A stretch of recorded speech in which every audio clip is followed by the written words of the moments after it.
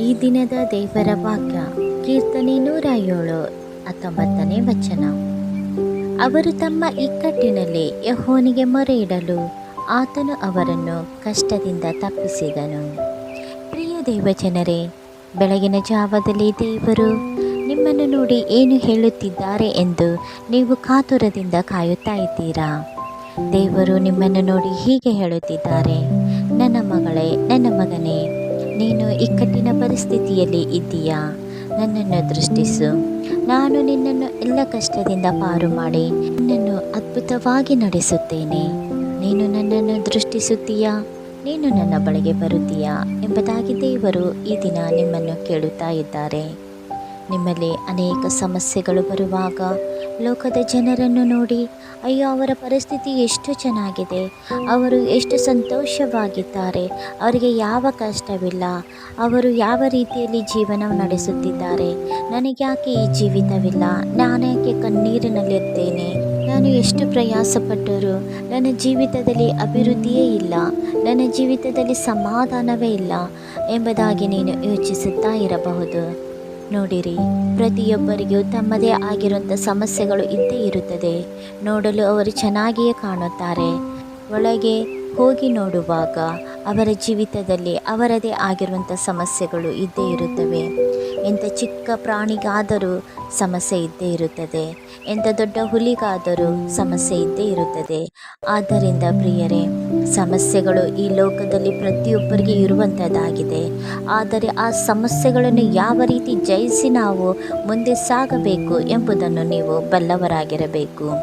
ಈ ವಾಕ್ಯದಲ್ಲಿ ಮುಂದಿನ 20ನೇ ವಚನವನ್ನು ನೋಡಿಕೊಳ್ಳುವಾಗ, ಆತನು ತನ್ನ ವಾಕ್ಯವನ್ನು ಕಳುಹಿಸಿ ಅವರನ್ನು ಗುಣಪಡಿಸಿದನು ಎಂಬುದಾಗಿ ನೋಡುತ್ತೇವೆ.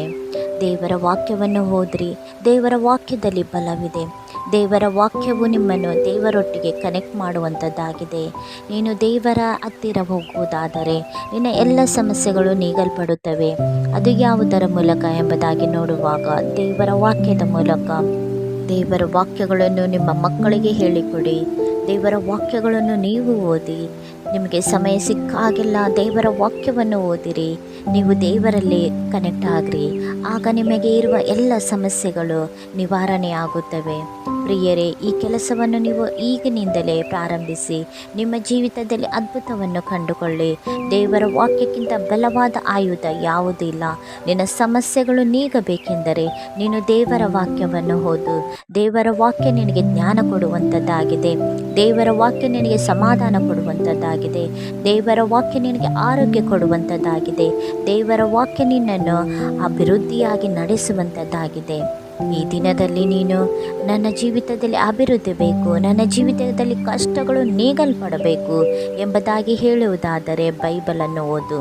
ಬೈಬಲ್ ನಿನ್ನನ್ನು ಮೇಲಕ್ಕೆ ಎತ್ತುವಂಥದ್ದಾಗಿದೆ.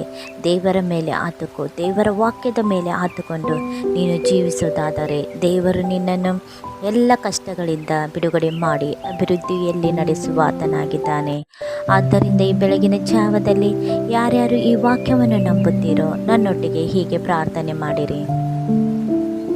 ನಮ್ಮನ್ನು ಅತಿಶಯವಾಗಿ ಪ್ರೀತಿ ಮಾಡಿರುವಂಥ ನಮ್ಮ ತಂದೆ, ಈ ಒಂದು ಬೆಳಗಿನ ಜಾವದಲ್ಲಿ ಯಾರ್ಯಾರು ನಿನ್ನ ಮಕ್ಕಳು ಈ ಲೋಕದ ಜನರ ಜೀವಿತ ಎಷ್ಟು ಚೆನ್ನಾಗಿದೆ, ನಾನ್ಯಾಕೆ ಕಣ್ಣೀರಿನಲ್ಲಿದ್ದೇನೆ, ಕಷ್ಟದಲ್ಲಿದ್ದೇನೆ, ರೋಗದಲ್ಲಿದ್ದೇನೆ, ವ್ಯಾಧಿಯಲ್ಲಿದ್ದೇನೆ ಎಂಬುದಾಗಿ ಅಪ್ಪ ಕರ್ತನೆ ಕಷ್ಟದಲ್ಲಿ ಅಪ್ಪ ಕಣ್ಣೀರಿನಲ್ಲಿ ನಿನ್ನಲ್ಲಿ ಪ್ರಾರ್ಥಿಸುತ್ತಾ ಇದ್ದಾರೋ, ನಿನ್ನ ಮಕ್ಕಳನ್ನು ಸ್ವಾಮಿ ಕರ್ತನೆ ನೀನು ಪರಾಂಬರಿಸು.